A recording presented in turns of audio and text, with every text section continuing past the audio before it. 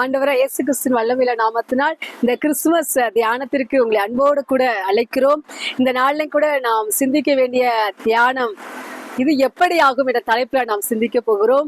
நம் வசன ஆதாரமாக நாம் லூக்கா 1ஆம் அதிகாரத்துல 34 வசனத்துல அதற்கு மரியாதை தேவதூதனை நோக்கி இது எப்படி ஆகும் புருஷனை அறியேனே என்றால், ஆமே தேவதூதன் மரியாதத்துல ஒரு நற்செய்தி சொல்றாரு. என்ன நற்செய்தி அப்படின்னா, நீ கர்ப்பவதியாக ஒரு குமாரனை பெறுவாய், அவருக்கு இயேசு என்று பெயரிடுவாயாக. அதற்கு மரியாள் சொன்ன பதில், இது எப்படி ஆகும், நான் புருஷனை அறியேனே. மரியாளுக்கு இன்னும் மேரேஜ் நடக்கல, கல்யாணம் ஆகல, புருஷனை அறியாத ஒரு கன்னி பெண். அந்த கன்னி பெண்ணுக்கு ஒரு நற்செய்தி வருகிறது, உன்னுடைய வயிற்றுல இருந்து தேவகுமாரன் பிறப்பார் என்ற ஒரு நற்செய்தி வருகிறது.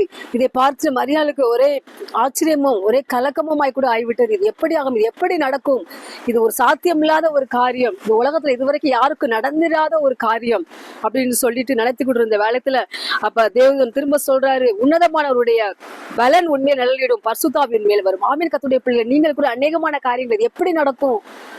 டாக்டர்ஸ்க்கு அப்படி சொல்லிட்டாங்க, அந்த வியாதி சரியாவே ஆகுது, காலம்ல அப்படிதான் இருப்ப, அந்த வியாதி மருத்துவங்களால குணமாக்கவே முடியாத ஒரு வியாதி, நீ உனக்கு பிறந்ததுல இருந்தே அந்த பிரச்சனை இருக்குது, இதுக்கு ட்ரீட்மெண்ட்டே கிடையாது அப்படின்னு கூட சொல்லியிருக்கலாம்.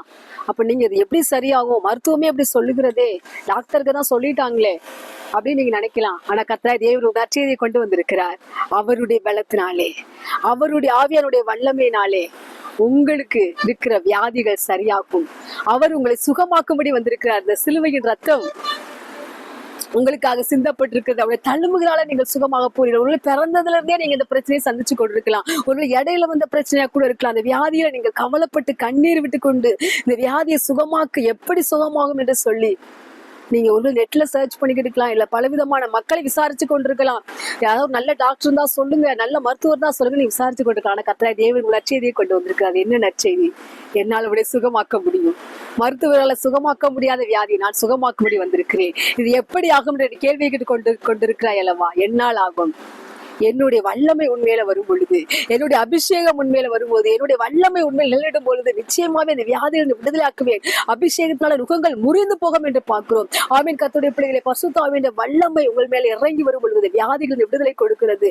ஒருவேளை உங்களுடைய காரியங்களுக்காக நீங்க எனக்காக யாரு செயல்படுவார், இது எப்படி ஆகும், எப்படி எனக்கு வேலை கிடைக்கும், வேலை இல்லாத நேரம் அதிகமா இருக்கிறதே, நான் அதிகமா படிக்கலையே, எனக்கு எப்படி இந்த இடத்துல வேலை கிடைக்கும், எனக்கு எப்படி, நான் அவ்வளவு அதிகமான நாலேஜ் கூட கிடையாது, எனக்கு சரியான இங்கிலீஷ் நாலேஜ் கிடையாது, எனக்கு சரியான நாலேஜ் கிடையாது, எப்படி இந்த பெரிய கம்பெனில வேலை கிடைக்கும், எப்படி நான் எதிர்பார்த்திருக்கிற இடத்துல எனக்கு வேலை கிடைக்கும் என்று சொல்லி நீங்க கேள்வி கேட்டு கொண்டு போய் நற்செய்தி, அவரே உங்களுக்கான வேலையை ஆயத்தப்படுத்தி, சரியான வேலையை ஆயத்தப்படுத்தி உங்கள் தலை எண்ணெயால் அபிஷேகம் பண்ணுகிற தேவன். அந்த பரிசுத்த ஆவியுடைய வல்லமை உங்கள் மேல் வரும் பொழுது நீங்கள் எளிதாக அந்த வேலையை பெற்றுக்கொள்வீர்கள். எளிதாக தேவாதி தேவன் வேலையை பெற்றுக்கொள்ளும்படியாக அவர் தம்முடைய ஞானத்தினால் நிரப்பி, அவர் தம்முடைய ஆவினால் உங்களை நிரப்பி, நீங்கள் இன்டர்வியூக்கு போகும் பொழுது உங்களுக்கு உங்களுடைய சுப்பீரியர்ஸுடைய கண்களை யாராலும் இன்டர்வியூ பண்றாங்களோ அவங்களுடைய கண்களை தயவு கிடைக்க பண்ணி நீங்கள் அவங்களுக்கு கேட்கிற எல்லா கேள்விகளுக்கு ஞானமாய் பதில் கொடுத்து அவர் அந்த இடத்துல பிளேஸ் ஆகும்படி, அந்த இடத்துல வேலை கிடைக்கும் கர்த்தராகிய தேவன் உங்களுக்கு செய்வார். ஒருவேளை வீடு கட்டும்படி நீங்கள் தீர்மானிச்சிருக்கலாம், நானே வாடகை வீட்டுல வாழ்ந்து கொண்டிருக்கிறேன், ஒரு மாசத்துல வாடகை கூட கட்டுவதற்கு நான் ரொம்ப திணறி கொண்டிருக்கேன், நீங்க சொல்லிக் கொண்டிருப்பீங்கன்னா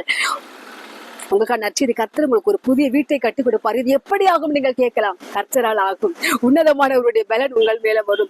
அவரே உங்களுக்கு ஐஸ்வர்யத்தை சம்பாதிப்பதற்கான பலனை கொடுக்கிறார். நீங்க உற்சாகமாய் செயல்படுவதற்கு, வேலைகளை செய்வதற்கும் அவர் உங்களுக்கு புதிய வேலைகளை கொடுக்கிறார். புதிய பலனை கொடுத்து உங்களுக்கு நல்ல வேலைகளை கொடுத்து உங்களை ஆசீர்வதித்து உங்களுக்கு வீடுகளை கட்டும்படியாக அவர் உங்களுடைய தேவைகளை சந்திக்கும்படியாக வந்திருக்கிறார். ஒருவேளை நான் வாடகை வீட்டுலதான் நான் வாழ்ந்து கொண்டே இருக்கணுமா, நீங்க கவலைப்பட்டிருந்த நாட்கள் முடிவுக்கு வந்து சொந்த வீடுகள்ல வாழ்ந்து குடியிருக்க போகிறீர்கள். குழந்தைய பாக்கியத்துக்காக காத்து கொண்டிருப்பீர்கள். டாக்டர் சொல்லிட்டாங்க, குழந்தைய பிறக்கிறது ரொம்ப கஷ்டம், அல்லது ரொம்ப டிலே ஆகும், சில வருடங்கள் ஆகும் கூட சொல்லியிருக்கிறாங்க. ஆனா கர்த்தராகிய தேவன் சொல்லுகிறார், என்னால் ஆகும், என்னால செய்ய முடியாத காரியம் ஒன்றுமில்லை. நீ என்னை நம்பும் பொழுது, நீ என்னை விசுவாசிக்கும் பொழுது, பரிசுத்த ஆவியோட வல்லமை உண்மையில் நிழலிடும் பொழுது உனக்கு சீக்கிரத்துல ஒரு அற்புதம் நடக்கும், குழந்தை பாக்கியத்தை பெற்றுக்கொள்வா என்று கர்த்தருடைய ஆவியானவர் உங்களை வாழ்க்கை பண்ணுகிற. ஒரு திருமணத்துக்காய் காத்து கொண்டிருப்பீர்கள், இது எப்படி ஆகும், எனக்குலாம் ஒரு நல்ல வரன் கிடைக்குமா, என்னுடைய குடும்ப சூழ்நிலை எப்படி இருக்கிறது, என் குடும்ப சூழ்நிலை ஒரு வறுமை நிறைந்த சூழ்நிலை இருக்கிறது, எனக்கும் கூட திருமணத்துல பண்றதற்கு பிரச்சனைகள் இருக்கிறதே நீங்க சொல்லிக் கொடுங்க. கர்த்தராகிய நற்செய்தியை கொண்டு வந்திருக்கிறார். என்னால் ஆகும். நீ என்னை நம்பும் பொழுது, சிலுவையை நம்பும் பொழுது, சிலுவையின் ரத்தத்தினை நம்பும் பொழுது, பரிசுத்த ஆவியுடைய வல்லமையை நம்பும் பொழுது, என்னுடைய வல்லமை உனக்காய் செயல்படும் மகளே. என்னுடைய வல்லமையை நான் உண்மையில ஊற்றுறேன். நடக்க முடியாத இருக்கிற காரியங்கள் நடக்கும். எல்லாம் எப்படி ஆகும் என்று கேள்வி கொண்டிருக்கிற காரியங்கள் எல்லாம் ஆச்சரியமான காரியங்களாய் முடியும் என்று கர்த்தர் உங்களுக்கு ஒவ்வொருவருக்கும் வாக்குத்தத்தம் பண்ணுகிறார். ஆமீன். கர்த்தருடைய பிள்ளைகளை விசுவாசிக்கிறவங்களுக்கு எல்லாம் ஆகும் என்று நம்ம வசனத்துல வாசிக்கிறோம். பலத்தினாலும் அல்ல, பராக்கிரமத்தினாலும் அல்ல, ஆவினாலே எல்லாம் ஆகும். நீங்கள் எந்தெந்த அற்புதங்களுக்கு எதிர்பார்த்து காத்து கொண்டிருக்கலாம், ஒருவேளை கேள்விகளோட கூட நீங்க வாழ்ந்து கொண்டிருக்கலாம். இந்த கிறிஸ்துமஸ் காலங்களில் உங்களுக்கு நற்செய்தி, அந்த கேள்விகள் எல்லாவற்றையும் ஆச்சரியங்களாய் மாற்றுகிற தேவர் உங்களுக்காய் பிறந்திருக்கிறார். உங்களை ஆச்சரியமான ஒரு பாதைக்குள்ள வழிநடத்தும்படி அவர் உங்களுக்காய் பிறந்திருக்கிறார். உங்களை ஆசீர்வதிக்கும்படி, உங்கள் தலையை உயர்த்தும்படி உங்களுக்காய் பிறந்திருக்கிறார். அவர் உங்கள் பேரை பெருமைப்படுத்தும்படி உங்களுக்காய் பிறந்திருக்கிறார். தேவைகளை சந்தித்து உங்களை பெரிய லெவல்ல வைக்கும்படி அவர் உங்களுக்காய் பிறந்திருக்கிறார். கர்த்தாவே உங்கள் ஒவ்வொருவரையும் கூட ஆசீர்வதிப்பாராக. கர்த்தாவே நீங்க நிரப்புங்க, உங்களுடைய ஆவினால் நிரப்புங்கப்பான்னு என்று சொல்லி நீங்க அந்நிய பாஷை நிரம்பி அவரை துதிக்கும் பொழுது, ஜெபிக்கும் பொழுது, அவருடைய வார்த்தைகளை நம்பும் பொழுது, அவருடைய வார்த்தைகளை நம்பி நீங்க விசுவாசிக்கும் பொழுது, ஒரு நடப்பதற்கான சூழ்நிலைகள் இல்லாமல் இருக்கலாம், ஆனால் அவரால் எல்லாம் முடியும். உங்கள் விசுவாசமே உலகத்தை ஜெயிக்கிற ஜெயம். நீங்கள் நிச்சயமாவே ஜெயிப்பீர்கள். நீங்கள் எழுதி கொண்டிருக்கிற பரீட்சையில ஜெயிப்பீர்கள். வாழ்க்கையில் வரக்கூடிய சோதனைகளை ஜெயிப்பீர்கள். கர்த்தருக்காய் மகிமையுள்ள கருவியாய் நீங்கள் பிரகாசிப்பீர்கள். கர்த்தர் தாமே உங்கள் ஒருவரையும் ஆசீர்வதிப்பாராக. ஆமென்.